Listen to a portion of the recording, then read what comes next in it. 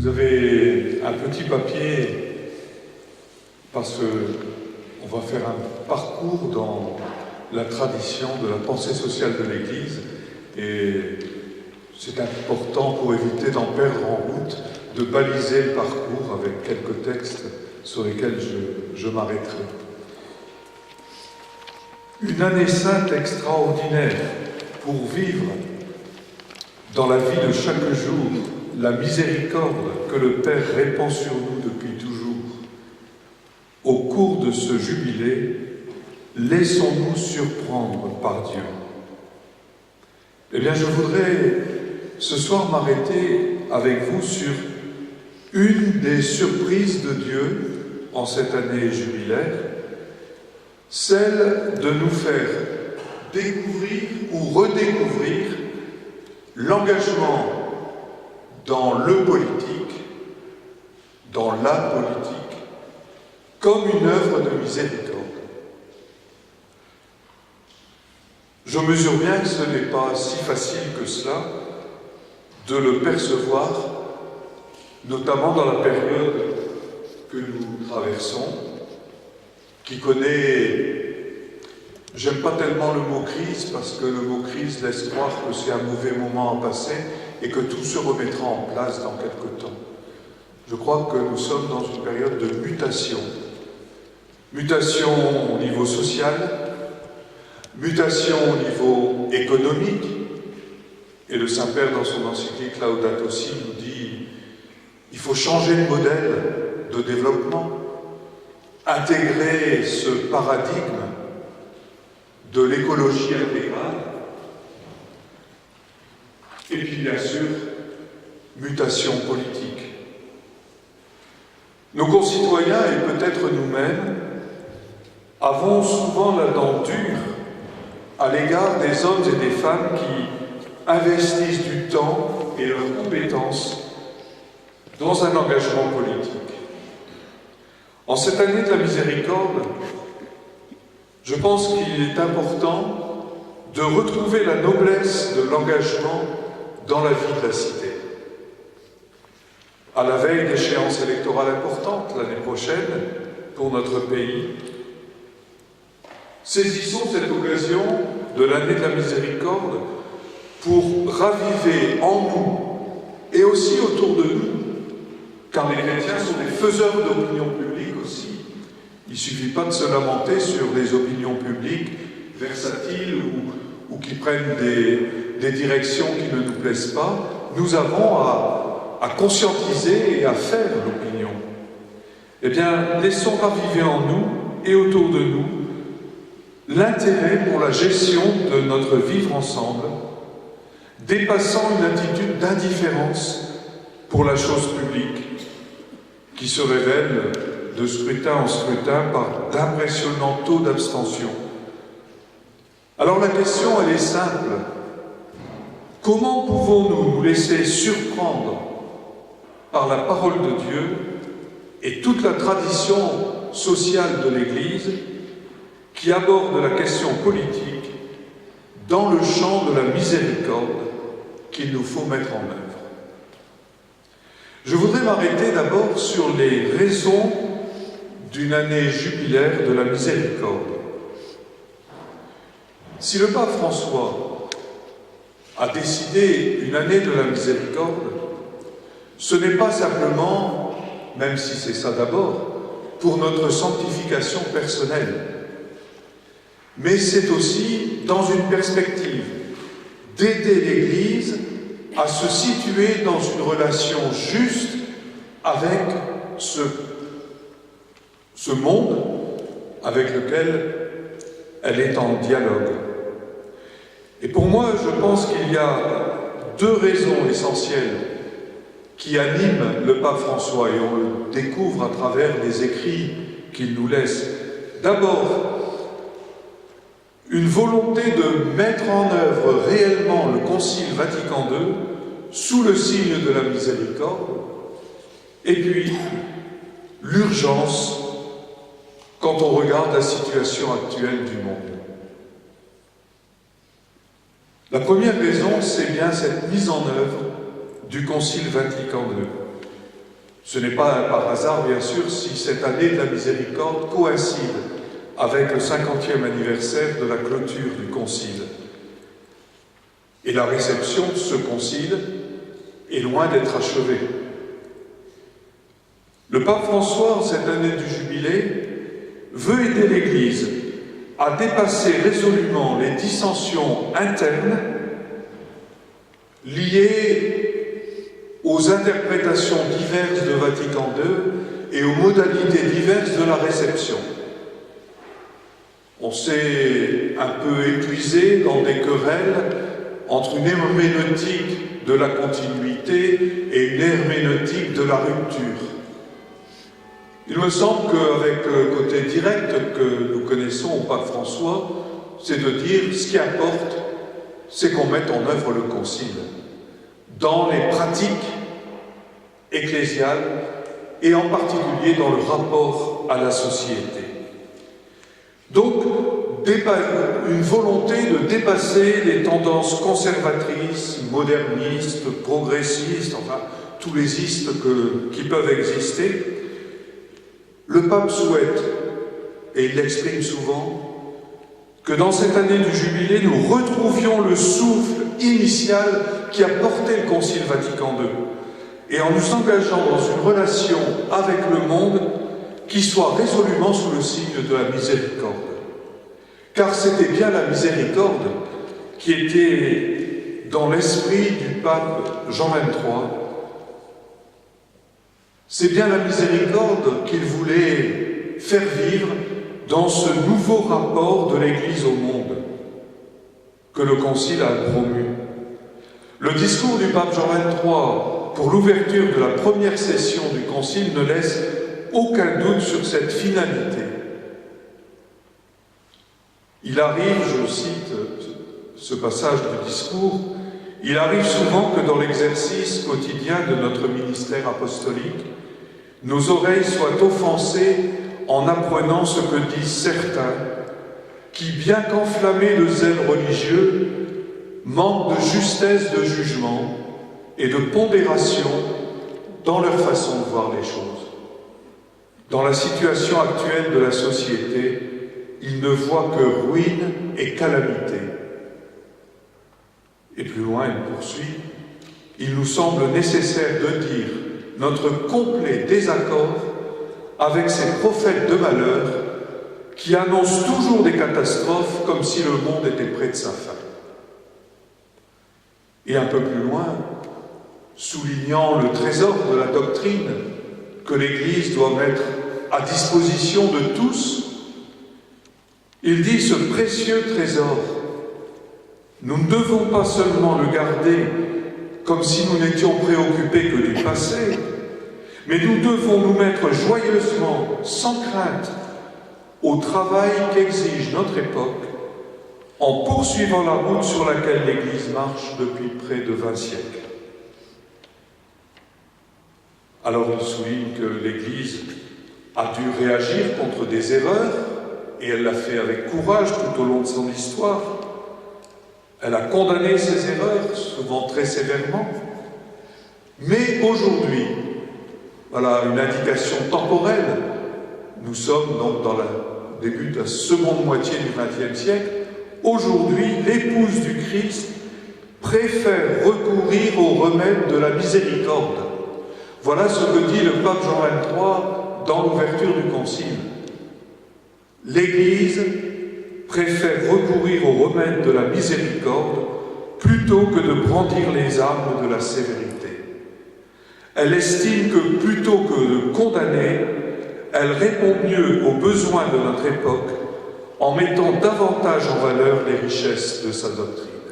Il ne s'agit pas de taire la vérité dont l'Église est porteuse, mais il s'agit de la manière de la faire valoir, non pas en surplomb, en édictant des normes, en jugeant et en condamnant, mais dans une attitude humble, faite de miséricorde. Eh bien, le pape François veut que notre Église, en ce début du XXIe siècle, retrouve ce qui était la finalité du Concile Vatican II. Et je vois bien dans le synode pour la famille, toutes ces interventions, il ne nous invitait pas à changer la doctrine concernant le mariage et la famille, mais à revérifier, à réajuster notre posture à l'égard des personnes, à l'égard des familles, dans les situations qu'ils avaient à vivre. Voilà la première raison, je pense, et qui engage la question qui nous préoccupe: quel rapport l'Église va entretenir avec le monde? Est-ce un rapport de jugement et de condamnation en surplomb? Ou est-ce que c'est une empathie pour manifester la miséricorde de Dieu? Dieu appelle à cette vérité qui rend libre, mais toujours dans une attitude de miséricorde, et l'Église ne peut pas être en deçà. La deuxième raison, la deuxième motivation pour cette année du jubilé de la miséricorde, dans l'esprit du pape François, c'est la situation du monde. Plus que jamais, dans un monde tourmenté, au proie des évolutions que les hommes ne comprennent pas toujours, à un avenir qui semble échapper à des violences meurtrières, notre monde a besoin de la miséricorde. Et l'Église doit pouvoir courageusement en témoigner activement. Il faut permettre, comme nous dit le Saint-Père, de faire entrer tout un chacun dans le grand mystère de la miséricorde de Dieu. Et le Saint-Père, en parlant de la situation du monde aujourd'hui, emploie souvent cette expression. Elle est contestée, il y en a qui disent ça va un peu trop loin, mais lui parle volontiers de troisième guerre mondiale par morceaux. Je cite là un passage d'une homélie, celle qu'il a prononcée à Sarajevo en juin 2015. La paix est le rêve de Dieu. C'est le projet de Dieu pour l'humanité, pour l'histoire, avec toute la création. Et c'est un projet qui rencontre toujours des oppositions de la part de l'homme et de la part du malin. En notre temps aussi, l'aspiration à la paix et l'engagement pour la construire s'affrontent par le fait qu'il y ait dans le monde de nombreux conflits armés. C'est une sorte de troisième guerre mondiale livrée par morceaux, et dans le contexte de la communication globale, on perçoit un climat de guerre. Pour le pape, la guerre dans laquelle le monde semble s'installer, durablement hélas, s'explique par une mondialisation des injustices et des trafics, notamment les trafics d'armes, les trafics humains, sur lesquels il revient très souvent. Ces trafics où certains, par intérêt, tirent profit de cette violence. Et il nous dit, ce n'est pas un fléau à traiter uniquement par les partis en conflit, en disant c'est une affaire qui se passe au Proche-Orient, ils n'ont qu'à s'arranger entre eux. Non, c'est une guerre mondiale par morceaux. Alors la paix souhaitée ne peut pas être la seule affaire des diplomates, mais l'affaire de tous, là où il est, dans l'édification d'une société mondiale qui pourra reposer sur d'autres valeurs.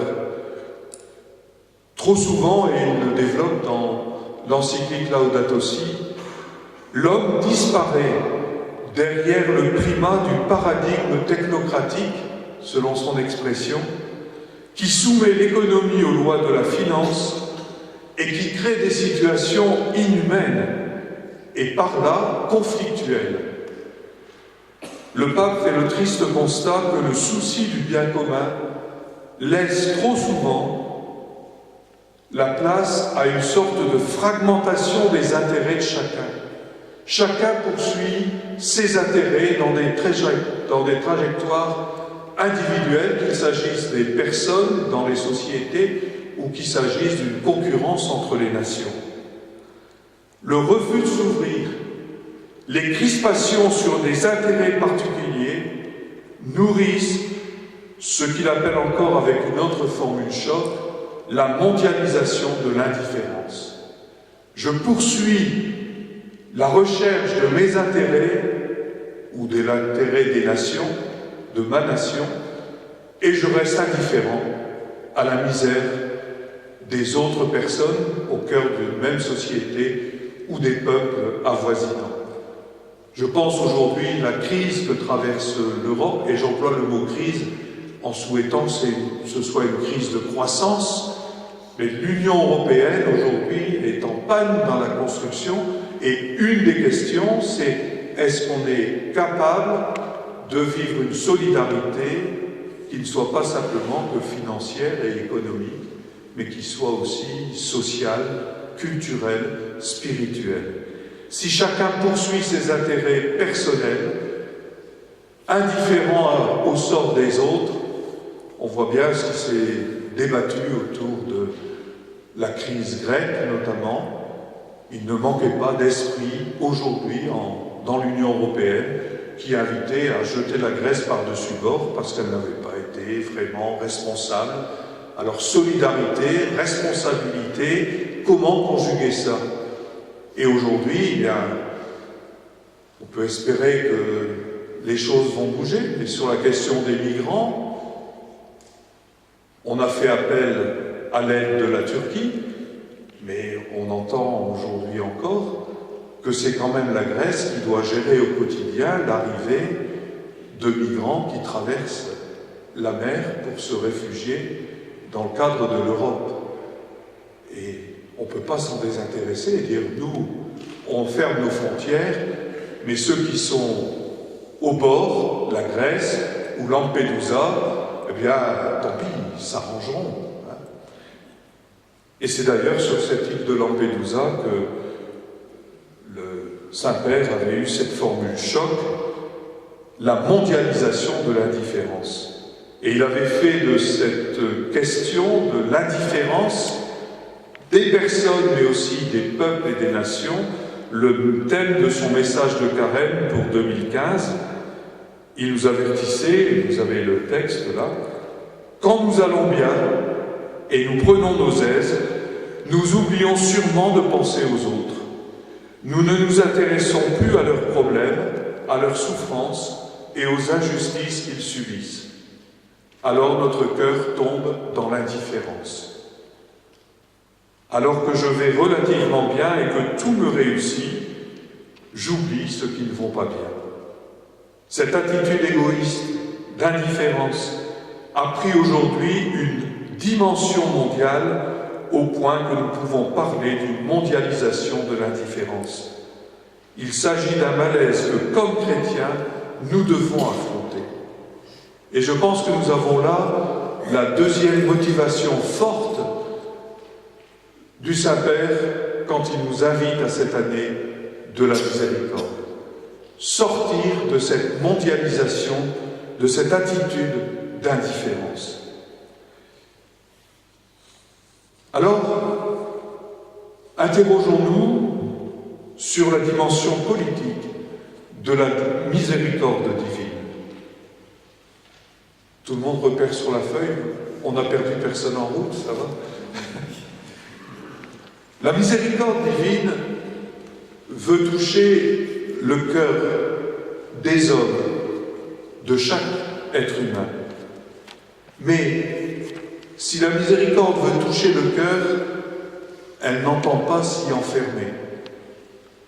Et toute la tradition biblique nous dit que la miséricorde de Dieu ne cesse de se révéler et d'opérer à travers une histoire, dans des réseaux de relations entre les hommes et entre les peuples, ainsi même que dans les institutions qui régissent les peuples, qui régissent la vie sociale, la vie économique, la vie politique.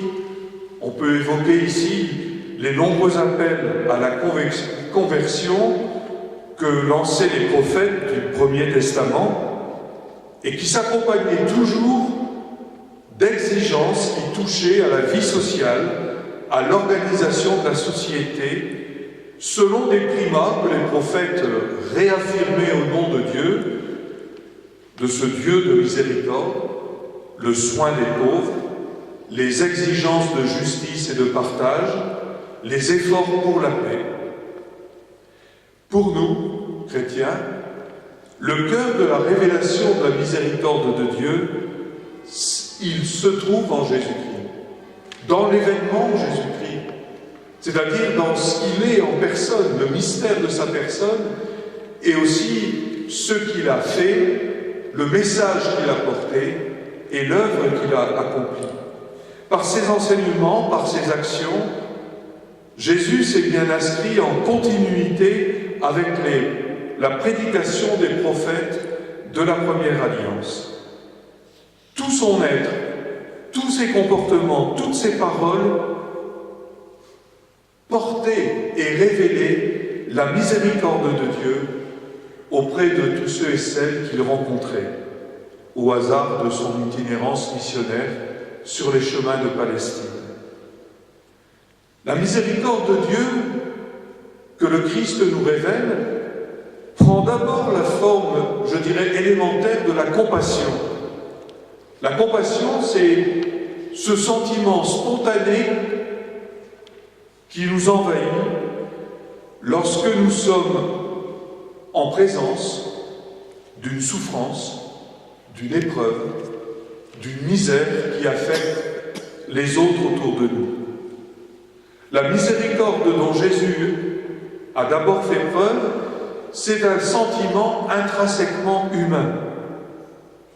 Plusieurs fois, les évangiles nous parlent de Jésus qui est saisi de pitié, littéralement saisi aux entrailles. Le sentiment que Jésus éprouve est bien donc spontané, émotionnel. Il monte naturellement du cœur humain, au point d'ailleurs que, face à la souffrance et à la misère des autres, l'insensibilité, l'indifférence sont qualifiés d'inhumains. Donc, la compassion est un sentiment humain. La miséricorde, c'est beaucoup plus que la compassion. C'est porter dans notre cœur la misère de l'autre.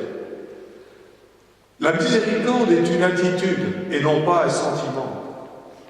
Une attitude qui naît d'une volonté qui mobilise la personne pour sortir l'autre de sa misère, pour chercher à y porter remède. Et Jésus est allé plus loin que la seule compassion. Le sentiment naturel de la compassion, le sentiment humain, laisse place chez Jésus à la volonté de sollicitude face à celui qui s'ouvre. Jésus a tenu à poser des signes qui sont devenus autant de reflets de la miséricorde divine à l'œuvre dans les situations de misère qu'il rencontrait. Jésus a opéré des œuvres de miséricorde et il nous invite aussi à opérer des œuvres de miséricorde. Vous voyez, ce n'est pas simplement un sentiment naturel, spontané de compassion, c'est vraiment une mobilisation de notre volonté pour mettre en œuvre la miséricorde, qui est l'action qui permet de lutter contre la misère qui affecte les autres. La miséricorde, en quelque sorte, elle s'accueille dans le cœur de l'homme, mais elle ne se déploie totalement que quand elle s'externalise dans des œuvres de miséricorde corporelles ou spirituelles.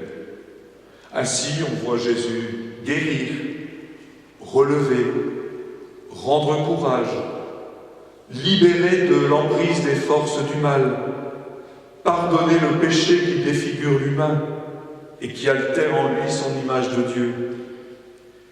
En agissant ainsi, Jésus manifeste sa volonté de relever, de réintégrer chacun dans son réseau de relations, dans son réseau de relations humaines, dans la société.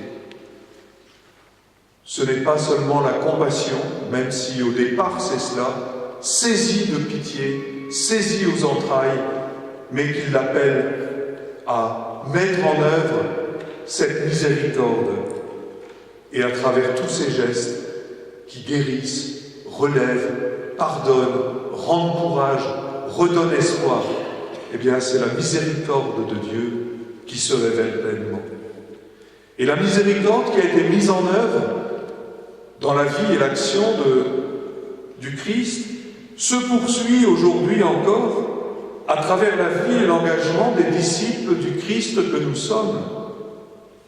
Par lui, dans une communion avec lui, qu'il nous faut nourrir par l'écoute de la parole, dans la prière, par la fréquentation des sacrements, nous laissons la miséricorde de Dieu toucher notre cœur pour dépasser le seul niveau, bien sûr, de l'indifférence. C'est la miséricorde de Dieu, lorsqu'elle nous touche, qui nous fait sortir de l'indifférence, mais qui nous fait aller plus loin aussi que la seule compassion impuissante pour mettre en œuvre cette miséricorde. Ainsi, nous sommes appelés à devenir une église de la miséricorde. Accueillir la miséricorde de Dieu prend la forme du pardon, de la réconciliation, de la conversion. Mais cela, c'est toujours dans une invitation à la mettre en œuvre dans le monde afin de sortir les hommes et les femmes de ce temps de leur misère matérielle, psychologique, morale ou spirituelle. Jésus, dans sa mission terrestre, n'a pas guéri tous les lépreux de son temps, ni rendu courage à tous les blessés de l'existence qui existaient en Palestine au 1er siècle. La révélation de la miséricorde de Dieu n'a pas pris la forme idéologique d'une annonce abstraite, hors sol. Il n'a pas transformé le discours sur la miséricorde du Père en une idéologie. Elle ne s'est pas non plus traduite par la mise en place d'une société idéale avec un nouveau régime politique. Jésus a témoigné de la miséricorde de Dieu de façon toujours concrète, toujours particulière. Parce que la miséricorde de Dieu ne s'adresse pas à tous indifféremment. Elle rejoint toujours telle personne qui est là, dans la situation qui est la sienne. Au gré de ces rencontres, Jésus a manifesté la miséricorde de Dieu aux personnes qui s'adressaient à lui, qui se confiaient à lui, qui sollicitaient son aide. La relation établie que Jésus a nouée avec les gens qu'il rencontrait en chemin leur faisait sentir qu'ils étaient considérés, pris en compte, aimés, appelés comme personnes uniques. La façon d'être de Jésus, sa manière de nouer la relation, d'entrer en dialogue, ne transformait pas les personnes en objets de miséricorde. Mais considérées pour elles-mêmes, les personnes se découvraient rejointes dans ce qui était le vital de leur existence, dans leur cœur, dans leur dignité. La miséricorde, Jésus n'en a pas fait un système politique. C'est toujours dans la relation de personne à personne qu'il a manifesté cette miséricorde de Dieu à l'œuvre. Cela n'a pas empêché de contester le système socio-religieux de son temps qui empêchait les œuvres de miséricorde. Et il rappeler que le sabbat est fait pour l'homme et non l'homme pour le sabbat. Mais nous ne trouvons pas dans la pratique de Jésus, dans ces 3 ans de ministère public, le moindre début d'une constitution politique. Autrement dit, il est venu nous révéler que la miséricorde du Père devait s'enraciner dans notre cœur et que librement, avec notre imagination, il nous fallait la mettre en œuvre. Mais il n'en a pas fait un système de miséricorde. Il annonçait le royaume comme cet horizon du monde dans lequel nous étions. Il invitait à repérer ces signes du royaume présent, mais toujours à venir. Si les évangiles n'avaient retenu de lui que le prophète du royaume, la miséricorde qu'il annonçait, qu'il mettait en œuvre au gré de ses rencontres, serait restée une annonce inopérante pour l'immense majorité des humains. Et nous nous trouvons là devant une question un peu essentielle. À la fois, Jésus n'a pas organisé un système politique qui permette de gérer la solidarité. C'est toujours dans les relations interpersonnelles. Et en même temps, puisque le siège de la miséricorde que Dieu nous offre, c'est le cœur de l'homme, il fallait qu'il puisse guérir le cœur de l'homme. Il fallait qu'il puisse libérer le cœur de l'homme du péché qui le blessait, pour que la miséricorde divine puisse atteindre toute l'humanité et trouver dans le cœur de l'homme son siège pour se mettre en œuvre. Il fallait que Jésus consente à aller jusqu'au bout de sa mission, et c'est bien ce que nous allons célébrer toute cette semaine sainte.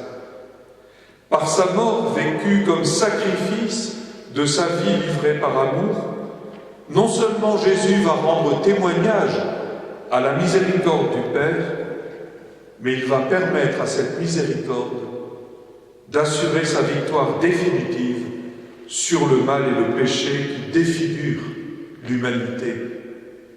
Le péché fait obstacle à l'accueil de la miséricorde.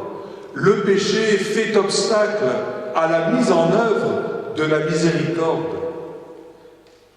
Par la croix de Jésus, Dieu dénonce le péché qui défigure les hommes et qui les entraîne inéluctablement vers la violence, vers la haine, vers la mort.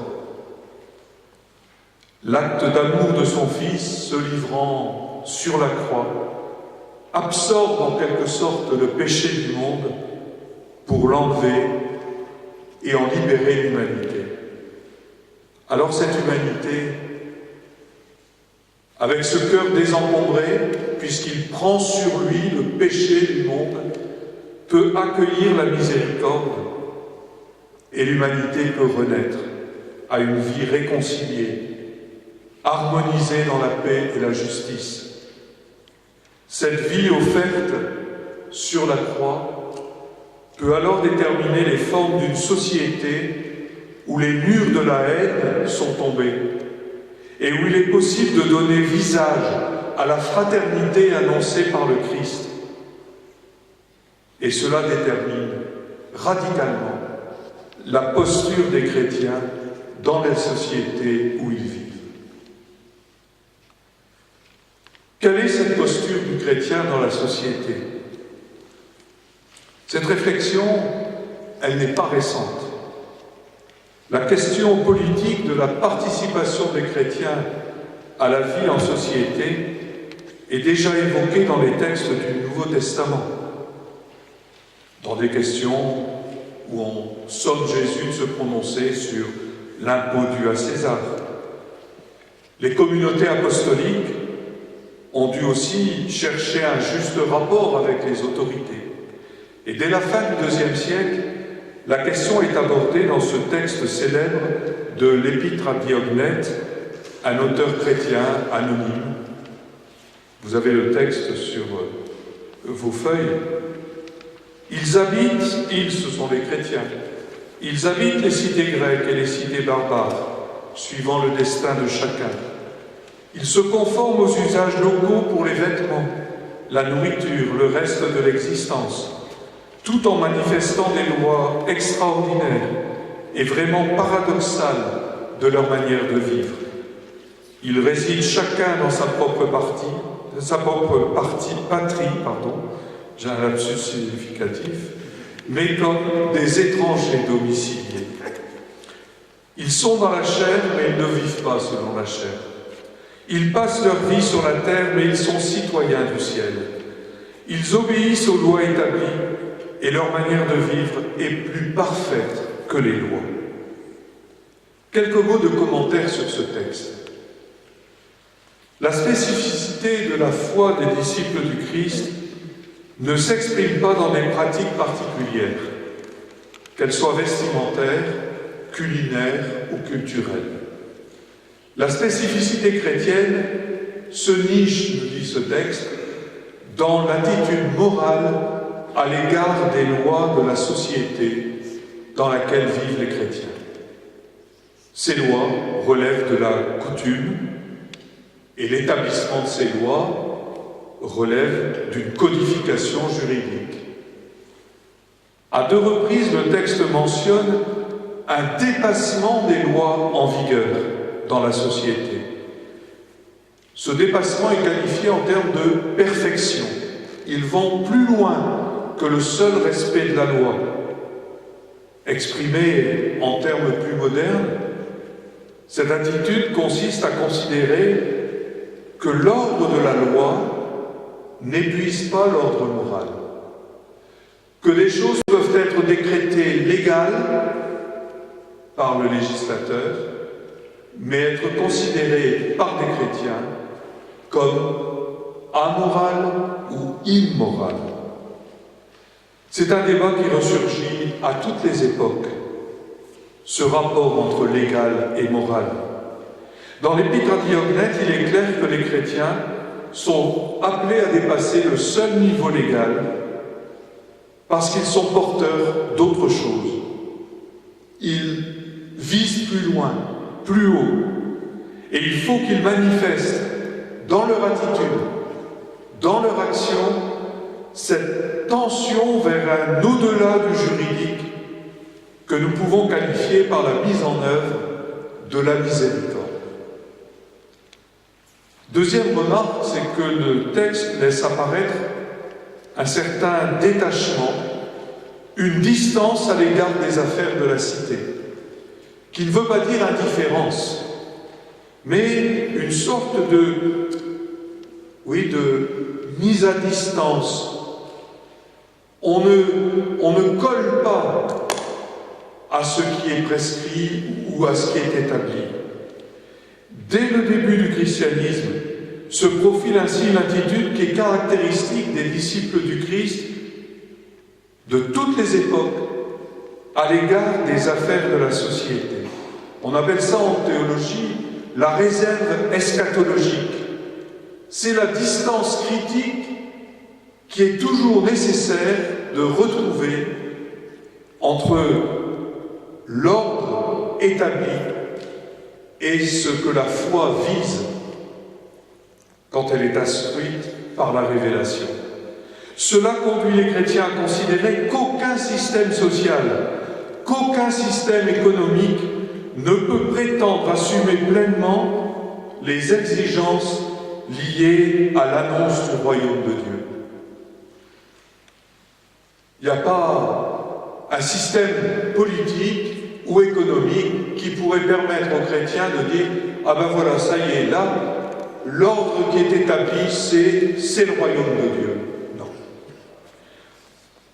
Je vous ai mis un passage de l'ouvrage du cardinal Casper dans La miséricorde notion fondamentale de l'Évangile, clé de la vie chrétienne, où il rappelle cette dimension. Avec ces principes, l'Église ne peut ni ne veut établir un programme social concret ou une sorte de politique chrétienne à partir, par exemple, de l'Évangile du Sermon sur la montagne. Le Concile Vatican II a condamné ce genre d'intégralisme qui ressemble à un totalitarisme chrétien, ainsi que l'idée d'un État catholique. Et c'est de Vatican II qu'il s'agit. Il a toujours défendu la légitime autonomie de la politique comme de tous les autres domaines de la culture. Voilà, cette réserve eschatologique, cette distance critique ne permet pas aujourd'hui d'adopter une attitude intégraliste, c'est-à-dire que l'Évangile nous donnerait le modèle politique ou économique idéal. Il y a toujours une instance critique. L'Évangile est la référence ultime à partir de laquelle les chrétiens sont appelés à évaluer. Et du coup, eh bien, on dira pour nous chrétiens, la politique n'est pas la compromission, mais c'est toujours l'art du compromis, parce qu'aucune décision politique ne peut pleinement répondre aux exigences de l'Évangile. Il y a toujours un au-delà de ce qui est arrêté, un au-delà des lois, dont l'Épître à Diognet nous parlait déjà au IIe siècle. Et ça n'a fait que se confirmer. Alors, dans cette ligne, la réflexion de l'Église sur les réalités de la société a constamment été marquée par le souci de fournir aux chrétiens qui étaient investis dans des responsabilités au cœur de leur société, à la fois des repères pour l'action, mais aussi un ressourcement moral et spirituel, puisqu'il fallait toujours viser un au-delà. On ne pouvait jamais dire « ça y est, c'est acquis définitivement ». Il y a une sorte de quête permanente qui nous mène toujours au-delà de ce qui est établi. L'Église s'est toujours sentie concernée par la problématique du vivre ensemble, par la façon dont les chrétiens participaient à la création, à l'aménagement, et le pape François l'a rappelé fortement dans son encyclique Laudato Si. L'Église s'est toujours préoccupée de la manière dont les chrétiens animaient la communauté humaine dans laquelle ils vivaient, hommes parmi les hommes, citoyens parmi les citoyens. Cependant, l'Église a longtemps accompagné les chrétiens dans leurs responsabilités politiques, économiques, sociales, mais dans la perspective d'une animation spirituelle de la responsabilité économique, politique ou associative. Elle donnait des repères, elle donnait une nourriture spirituelle pour être un bon chef d'entreprise chrétien, pour être un bon élu politique chrétien, pour être un bon militant chrétien. Mais on restait souvent dans la perspective d'une morale personnelle. Et une étape décisive a été franchie avec l'encyclique Rerum Novarum à la fin du XIXe siècle, en 1891. Dans la manière d'accompagner la présence et l'action des chrétiens dans la société, cette encyclique du pape Léon XIII nous a fait franchir un cap qualitatif. Ce texte du pape Léon XIII est considéré comme le texte inaugural d'une nouvelle ère dans la pensée sociale de l'Église. Elle entend désormais non pas simplement fournir des éléments pour ressourcer, même si ça continue, il faut ressourcer l'engagement des chrétiens dans la vie de la cité, Mais la pensée sociale de l'Église choisissait pour objet les problèmes posés à la société, prétendait réfléchir et analyser les processus institutionnels susceptibles de résoudre les problèmes qui se posaient dans les sociétés modernes. Et cette tendance n'a fait que s'affirmer au cours du XXe siècle, notamment avec Jean XXIII, autour de la question de la paix. Pacem in Terris a été d'ailleurs le premier texte magistériel qui a pris la vraie mesure de la mondialisation et de l'interdépendance dans les questions de la paix. Ça s'est poursuivi avec le pape Paul VI autour des questions du développement, avec la décolonisation. Eh bien, le pape Paul VI a perçu que les enjeux mondiaux étaient ceux du développement, et à la tribune de l'ONU, il a dit la paix a un nom nouveau, c'est le développement. Le développement est le nouveau nom de la paix. Il alertait les nations sur le fait que si dans cette phase de décolonisation, si on ne permettait pas au pays de se développer, eh bien il ne pourrait pas y avoir de paix durable. Ces questions demeurent entières aujourd'hui. Jean-Paul II, lui, a enrichi la pensée sociale de l'Église, alors que Léon XIII, c'était la condition ouvrière, le respect des travailleurs, le juste salaire, la notion de juste salaire, la paix pour Jean XXIII, le développement Populorum Progressio pour Paul VI. Jean-Paul II, ça a été la question des droits de l'homme, du respect de la dignité humaine, dans le respect absolu de la vie, dans le domaine de la sexualité et de l'amour, dans le domaine du travail, dans le domaine de l'accueil des immigrés, de la solidarité. Mais c'était un pape qui venait des pays de l'Est, qui avait connu la confrontation avec deux régimes totalitaires, le nazisme, puis le communisme. Benoît XVI a poursuivi dans cette ligne, notamment avec son encyclique Caritas in Veritate, qu'il promulgue en pleine crise financière en 2009. Vous savez, le moment où tout le système bancaire a été ébranlé, c'est à ce moment-là qu'il écrit Caritas in Veritate. En ce moment de crise, le pape ne nie pas qu'il y a urgence, mais il nous dit, s'il y a urgence, ce n'est peut-être pas d'abord dans les mesures économiques et financières qu'elle se situe. L'urgence, elle est dans le domaine de la charité. Nous sommes là en plein dans la question de la miséricorde.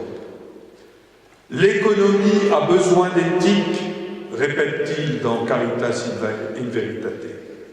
Une économie qui est trop financiarisée et qui oublie l'homme ne peut que mener au chaos. Et il remet en valeur la solidarité et la gratuité dans les relations.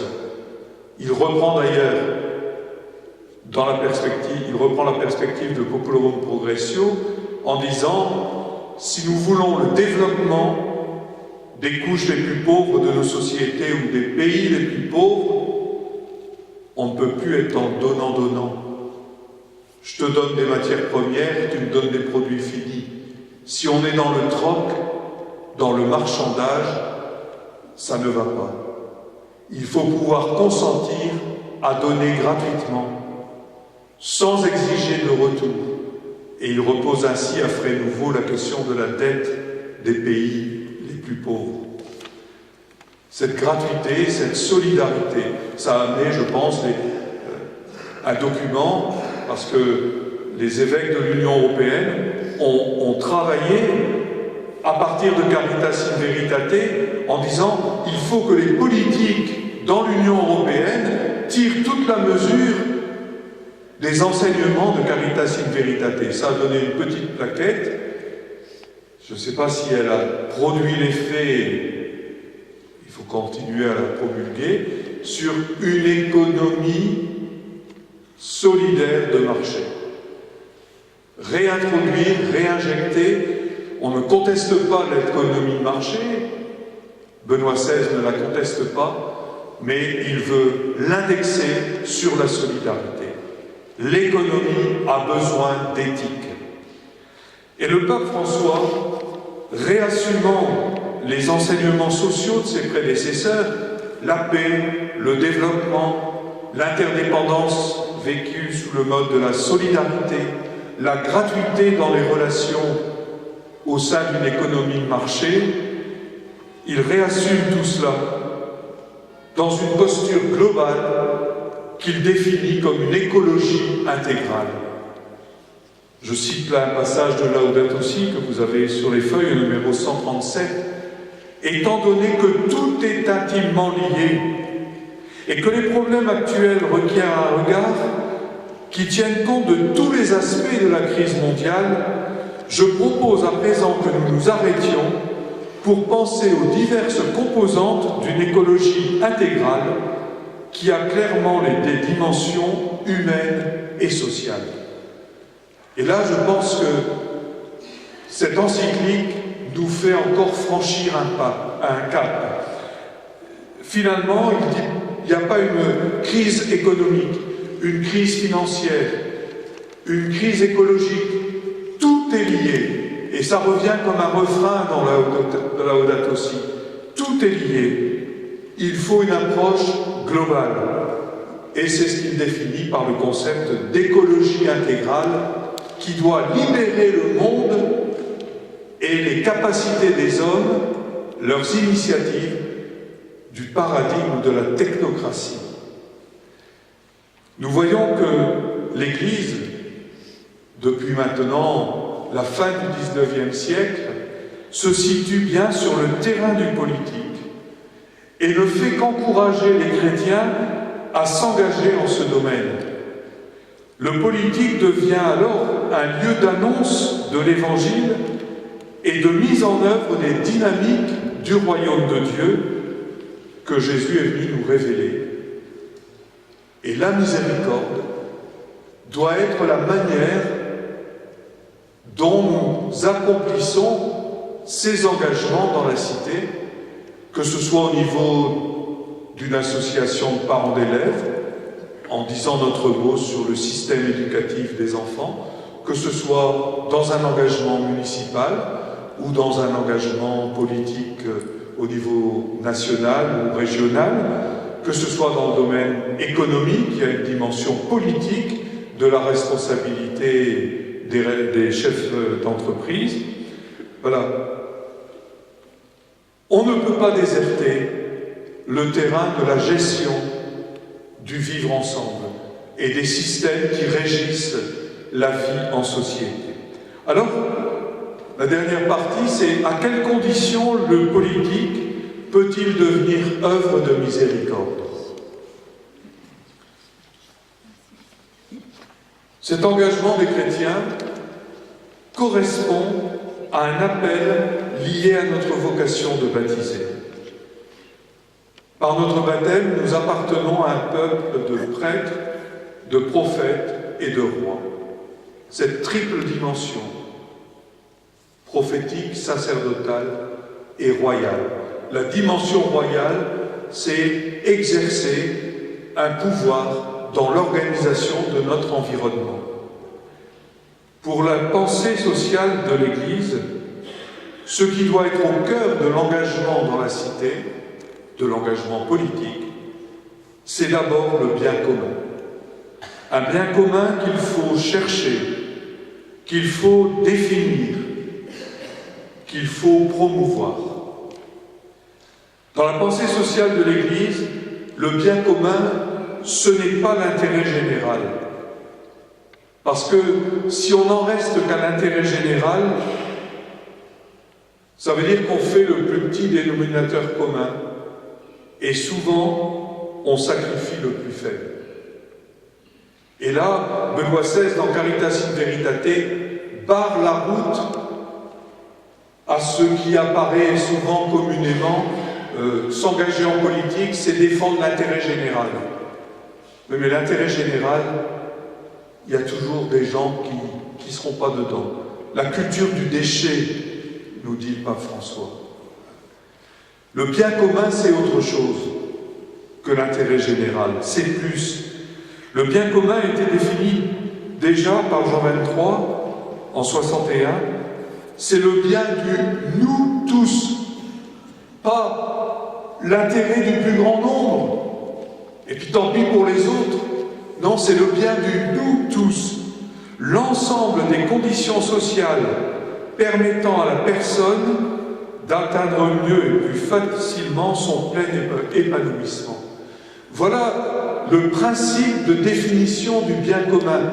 Est-ce que les décisions que je prends à tout niveau, est-ce que je fais exister les conditions qui permettront à toute personne d'atteindre mieux et plus facilement son plein épanouissement? Ces conditions concernent des domaines aussi variés que l'eau, l'alimentation, le logement, le travail, l'éducation, l'environnement, les transports, les soins, la culture. C'est intégral. Ça participe de l'écologie intégrale. Dans ces conditions actuelles de la société mondiale où il y a tant d'inégalités et où sont toujours plus nombreuses les personnes marginalisées, privées de droits humains fondamentaux, le principe du bien commun devient immédiatement, comme conséquence logique et inéluctable, un appel à la solidarité et à une option préférentielle des plus pauvres. Et ça, dans l'enseignement du pape François, il ne cesse de répéter, le bien commun doit toujours se définir avec et à partir des plus pauvres. Sinon, on cherche l'intérêt général, mais qui n'est pas le bien de nous tous.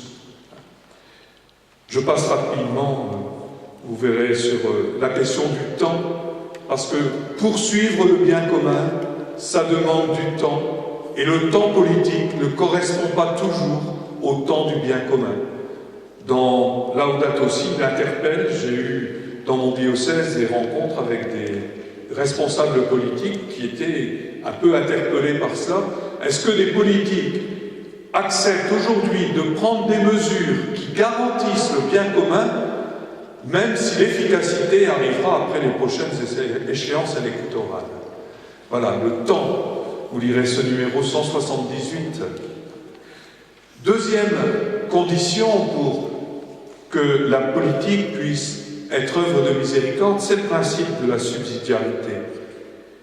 C'est nécessaire pour une vie démocratique, pour que la vie démocratique ne soit pas un vain mot. C'est un principe clé de la pensée sociale de l'Église, défini dès 1931 dans une encyclique de Pie XI qui célébrait le 40e anniversaire de Rerum Novarum. Il faut noter que ce principe de subsidiarité a beaucoup inspiré les pères de l'Europe. La construction de l'Union européenne s'est jouée sur ce principe de la subsidiarité. Et c'est ce principe qui est mis à mal aujourd'hui. Alors comment définir ce principe de subsidiarité? Je crois qu'il y a une première interprétation qui manifeste sa limite et qui n'est pas satisfaisante. La subsidiarité, c'est finalement laisser faire aux autres ce qu'ils peuvent faire. Mais il y a une perversion du principe de subsidiarité, c'est de s'enfermer dans une superbe « moi j'ai le pouvoir ».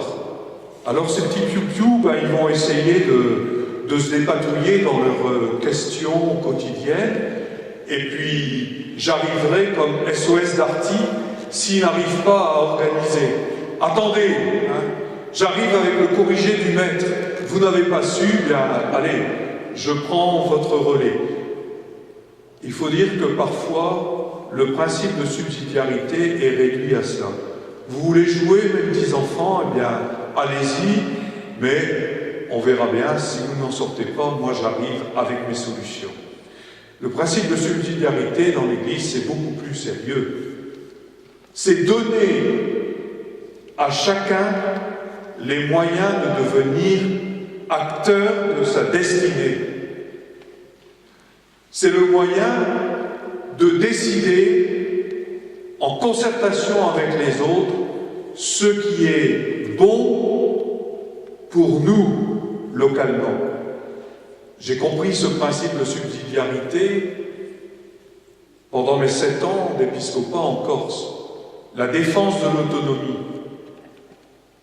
Ce n'était pas à confondre avec les courants indépendantistes, mais c'est dire ce qui se décide pour la Corse ne peut pas se décider à Paris sans les Corses.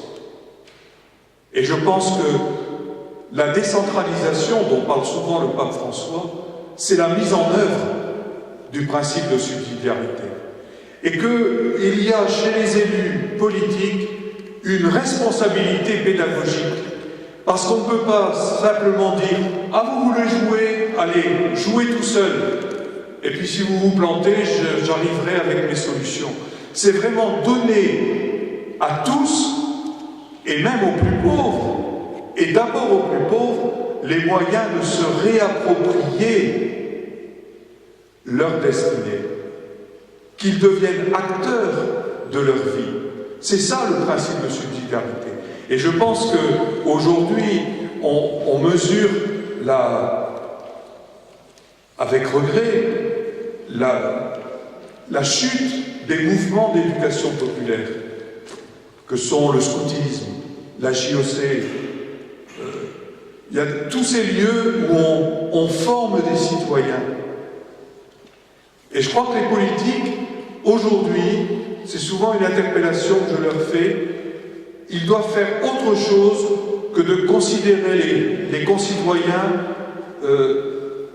comme ceux qu'on va chercher dans une chasse aux voix. Mais vraiment un rôle pédagogique, un rôle de formation. Je pense à toute cette procédure de communauté de communes, comment ceux qui se dessinent pour l'avenir, eh bien, se décident pas simplement entre élus, mais on associe les populations. Le principe de subsidiarité est à la base de la démocratie participative. Je crois que là, il y a tout un champ pour la miséricorde. Les citoyens ne peuvent pas être l'objet de l'action bienveillante des politiques. Ils doivent pouvoir être partie prenante et acteurs de leur destinée, et les politiques, à ce moment-là, apparaissent dans un rôle de formateur et d'animateur d'une citoyenneté responsable. Faire vivre les partis politiques. Il est de bon ton aujourd'hui de marquer une distance et même un peu de dédain à l'égard des partis politiques. On dit même qu'il faut se méfier d'une politique de parti. Même si ça se comprend, mais il ne faut pas durcir le trait. En tout cas, la pensée sociale de l'Église nuance ses propos condamnant les partis. Jean-Paul II a valorisé l'engagement politique. Et dès le concile dans Gaudium et Spes, les chrétiens étaient invités à s'investir en groupe pour animer la vie politique. Il fallait en groupe défendre honnêtement leurs opinions. Donc le Concile reconnaît la légitimité des partis politiques. Pour l'Église, au numéro 75 de Gaudium et Spes, ils ont le devoir de promouvoir ce qui, à leur jugement, est exigé par le bien commun, mais il ne leur est jamais permis de préférer à celui-ci leur intérêt propre. Autrement dit, un parti devient pervers lorsqu'il cherche à se survivre et lorsqu'il perd de vue la définition du bien commun. Mais l'importance des partis politiques s'explique par une recherche en groupe dans une analyse des réalités sociales pour essayer de chercher et de viser le bien commun. Le rôle des partis politiques est donc utile et nécessaire pour animer la communauté politique. Et ils permettent d'enrayer les risques d'une trop grande personnalisation de la vie politique. Si on met de côté les partis politiques, si on les disqualifie, quels seront les lieux d'animation de la recherche du bien commun? Alors on aurait une politique peopleisée, si on prend un nom à la mode, où on a des gens qui deviennent un peu les leaders charismatiques, qui même me suivre. Et la vie politique doit être animée par des partis, et les chrétiens doivent pouvoir s'engager dans ces partis pour pouvoir animer la recherche du bien commun. Enfin, gérer la légitimité de la pluralité politique. Le respect de l'opposition est exprimé comme une exigence de la doctrine sociale de l'Église. Gaudium et Spes numéro 43, que vous avez fréquemment, c'est leur vision chrétienne des choses qui les inclinera à telle ou telle solution selon les circonstances, mais d'autres fidèles, avec une égale sincérité, pourront en juger autrement, comme il advient souvent et à bon droit. Donc les chrétiens, ce n'est pas monolithique. La pluralité des engagements dans la politique est légitime au regard de la pensée sociale de l'Église. Aucun parti politique, par conséquent, ne peut prétendre se réclamer d'une caution de l'Église. La pluralité des analyses et des projets politiques des partis, c'est une réalité que l'Église entend respecter sans aucun esprit partisan. C'est souvent une position de l'Église qui n'est pas bien comprise. On souhaiterait recueillir la caution de tel ou tel évêque pour une position partisane, et le pape Benoît XVI clarifie de façon équilibrée la position de l'Église dans cette situation. C'est dans Deus Caritas Est, numéro 28. L'Église ne peut ni ne doit prendre en main la bataille politique pour édifier une société la plus juste possible. Elle ne peut ni ne doit se mettre à la place de l'État, mais elle ne peut ni ne doit non plus rester à l'écart de la lutte pour la justice. Elle doit s'insérer en elle par les voies de l'argumentation rationnelle, et elle doit réveiller les forces spirituelles sans laquelle la justice, qui requiert aussi des renoncements, ne peut s'affirmer ni se développer. Voilà la posture de l'Église en tant qu'institution. Elle n'a pas à prendre en main le combat politique, mais elle encourage les chrétiens à s'engager sur le terrain politique dans une pluralité d'options et d'analyses. L'Église se reconnaît le droit d'intervenir dans le champ politique, non de façon partisane, mais pour éclairer les consciences par la voie de l'argumentation rationnelle sur les questions que se pose la société. Elle peut intervenir sur les questions de développement, sur les questions du travail et du chômage, toutes les questions qui concernent, encourager les chrétiens à s'investir pour chercher des solutions inspirées par l'Évangile, mais l'Évangile n'a aucun modèle à proposer, et l'Église, soutient cet engagement politique. C'est un espace pour mettre en œuvre la miséricorde de Dieu. J'ai été trop long, je m'en excuse, et je vous remercie de votre patience.